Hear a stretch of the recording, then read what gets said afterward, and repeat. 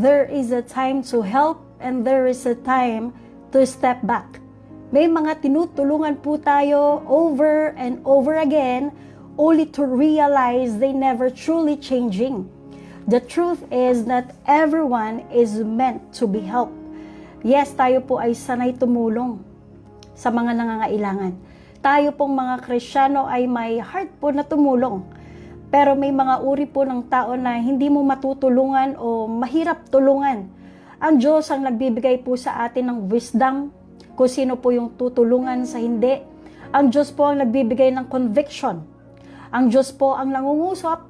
Ang Diyos po ang nagbibigay po ng instruction. Maraming klase ng taong tayo pong makikilala.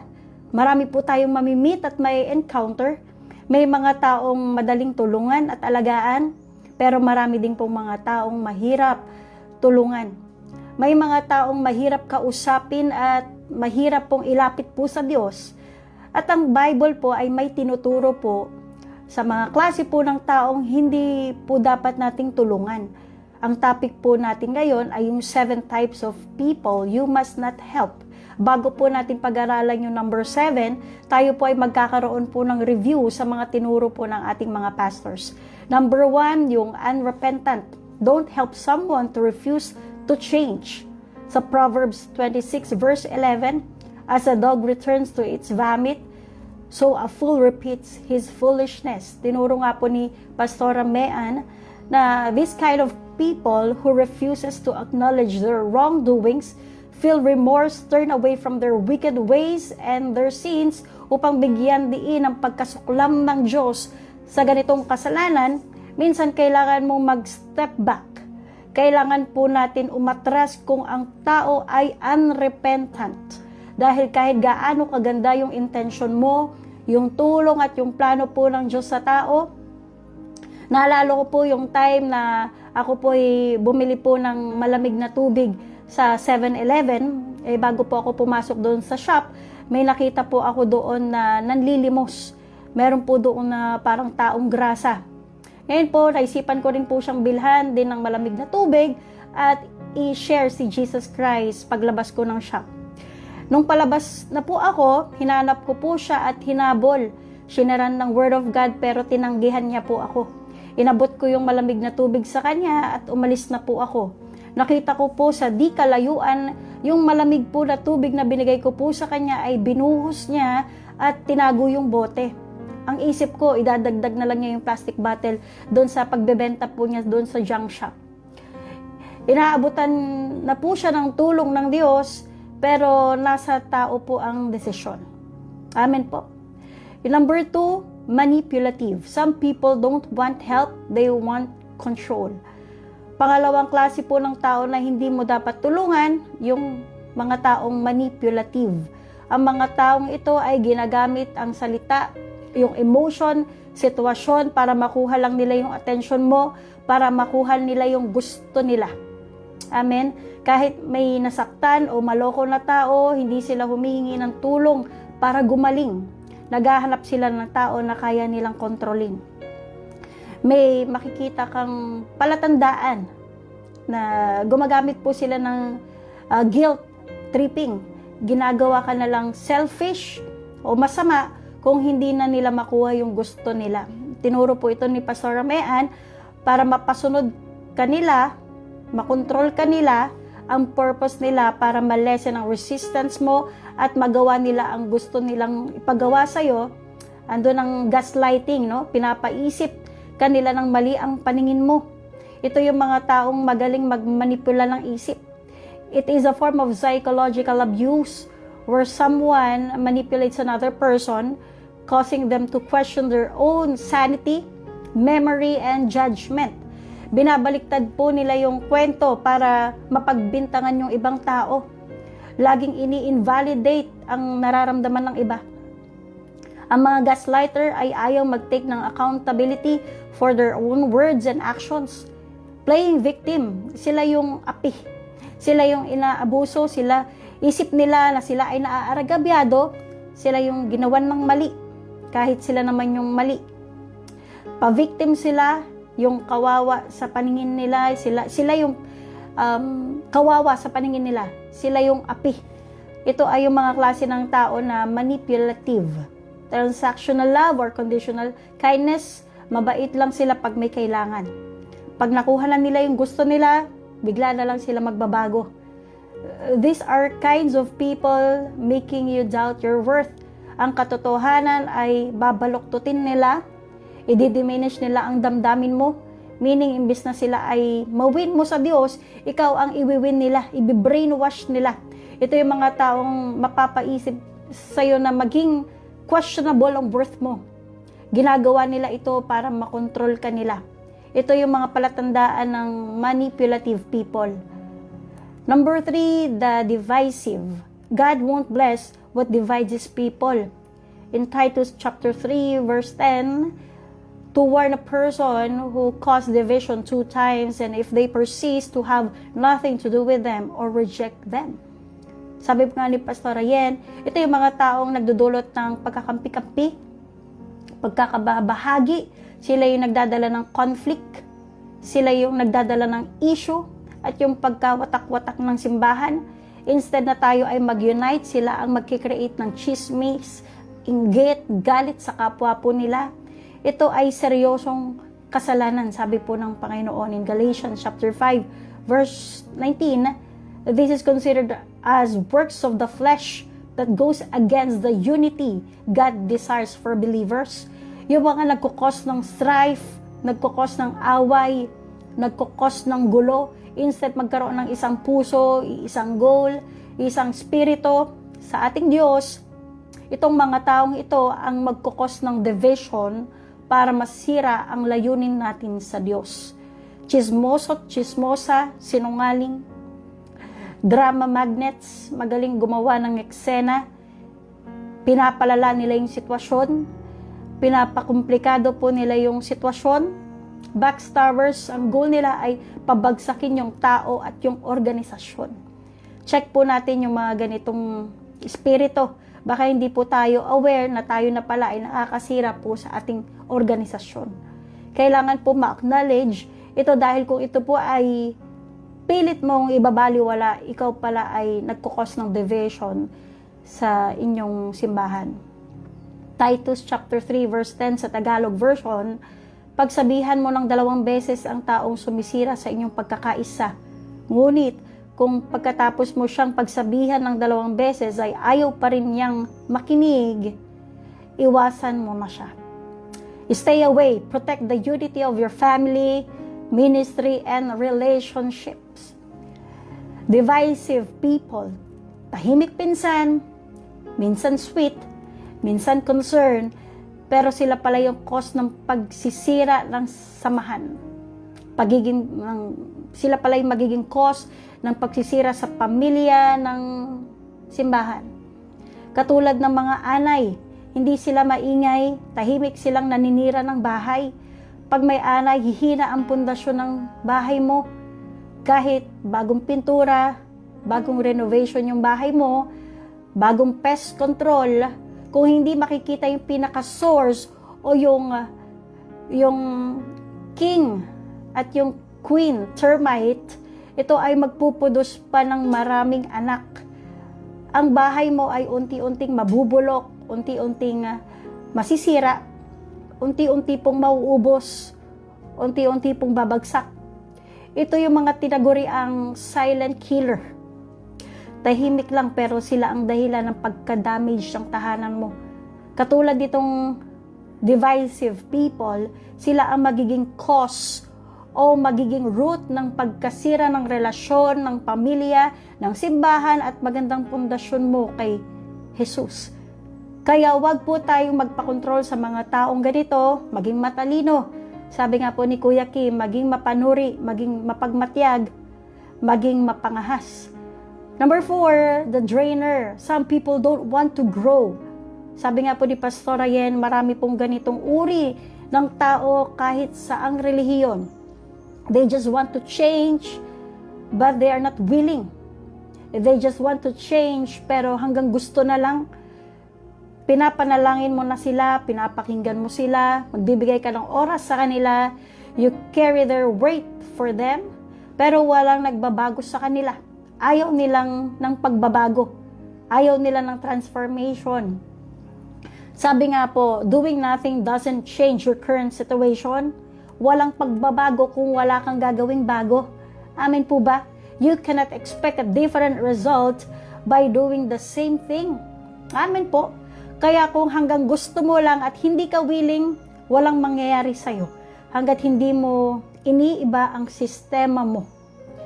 Hanggat dyan ka na lang, hindi ka magle-level up, hindi ka mag-upgrade, hindi ka ma-develop, hindi ka mai-improve. Wala kang improvement, wala kang growth. Amen po. Itong mga taong ito ay hindi mapapakialaman ng buhay nila. Sabi nga po ni Pastor Ryan, hindi mapupuno yung timba kung ang timba ay butas. Amen po. May mga taong hindi nila goal ang maturity. Kasi minsan o madalas, mas preferred nila ang convenience. Mas after po sila dun sa comfort. May kasabihan nga po sa isang relasyon dapat give and take. Ito yung mga taong gusto lang ng take. After sila dun sa tatanggapin lang nila. Amen po. Si Jesus ay nag-set ng boundaries. Kung mababasa po natin sa Luke chapter 5 verse 16, si Jesus ay nangailangan din ng distance sa mga tao upang makapanalangin at makausap ang Ama. At may nabanggit po si Pastor Boy na may mga taong parang linta na uubusin nila yung lakas mo sa ministry hanggang sa madrain ka. Sabi nga po ni Pastor Ryan, ang mahirap pastoran ay yung mga taong ayaw magpapastor. Ang pinakamahirap na tulungan ng tao ay yung mga taong ayaw lang tulong. Amen po. Ang mga drainer people, kahit anong ibigay mo dyan, oras, pera, advices, pag-aalaga, concern, kung ayaw nilang mag-grow, hindi mo sila masosaklolohan. Amen po. Number 5, the God. Replacement. If someone looks to you instead of God, stop helping. You are not their Savior. Ito po ay tinuro po ni Pastor Andrew. Yung mga taong ito ay yung mga taong nakatingin sa iyo. Mas nakatingin sa ginagawa mo para sa kanila. Mas nakatingin sa taong tumutulong sa kanila kaysa sa Diyos. Mas ikaw ang ina-appreciate nila kaysa ang Diyos. Ito yung mga taong mas magmamatter ang salita mo at hindi magmamatter yung salita ng Diyos sa kanila. In Hebrews chapter 12 verses 1 to 2, itoon ang paningin sa Diyos. Dapat mapalapit sila sa Diyos. Amen po. Hindi sa taong tumutulong. Hindi po sa atin. Mas dapat attach po sila sa Diyos. Amen po. Dapat mas mahal nila ang Diyos kaysa po sa atin. Tayo ay kasangkapan lang. Tayo lang ang instrumento. Hindi dapat ma-replace ang Diyos.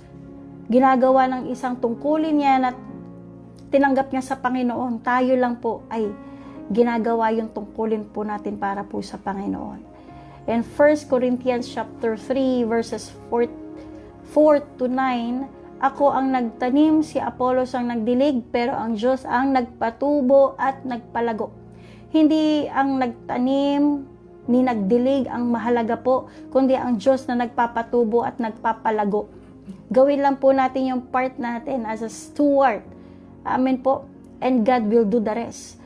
Tayo ang maghasik sa kanila ng salita ng Diyos, ang manalangin para sa kanila, at ang Diyos po ang bahalang maging born again sila. Ang Diyos ang dapat ang ma-recognize po nila. Hindi po tayo. Ang Diyos lang po ang dapat ma-acknowledge nila sa buhay nila, na hindi dahil sa Diyos wala pong tutulong po sa kanila. Amen po. Dahil ito ay lagi sa biyaya at habag po ng Diyos sa mga tao.